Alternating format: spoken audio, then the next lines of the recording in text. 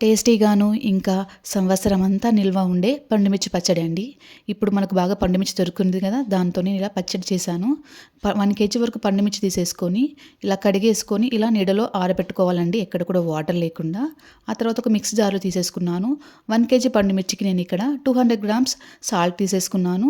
అలాగే 200 గ్రామ్స్ చింతపండు కూడా తీసేసుకున్నానండి. ఎక్కడ కూడా గింజలు లేకుండా చూసేసుకోవాలా. ఆ తర్వాత మిక్సీ పట్టేసుకున్నాను. ఆ తర్వాత నేను ఇక్కడ పండుమిర్చిని కూడా ముక్కలు ముక్కలుగా కట్ చేసేసి పండుమిర్చిని, ఎల్లిగడ్డని, ఇంకా చింతపండు, సాల్ట్‌ని కూడా కలిపేసి ఇలా రుబ్బుకోవాలండి. ఆ తర్వాత 1 టేబుల్ స్పూన్ వరకు మెంతుల పౌడర్ కూడా వేసేసుకొని ఇలా మిక్సీ పట్టేసుకొని ఒక గాజు సీసాలో స్టోర్ చేసుకోవాలి. సంవత్సరం అంతా నిల్వ ఉంటుందండి ఇది. మనకు ఎప్పుడు కావాలంటే అప్పుడు ఇలా కొద్దిగా తీసేసుకొని ఆయిల్‌లో ఆవాలు, జీలకర్ర, కొద్దిగా కరివేపాకు, ఎల్లిగడ్డ కూడా వేసేసి పసుపు, ఇంగువ వేసి ఇలా పోపు మొత్తం పూర్తిగా చల్లారిన తర్వాత కొద్ది పచ్చడిని అలా కలిపేసుకొని వేడి వేడి అన్నంతో తింటే చాలా బావుంటుంది.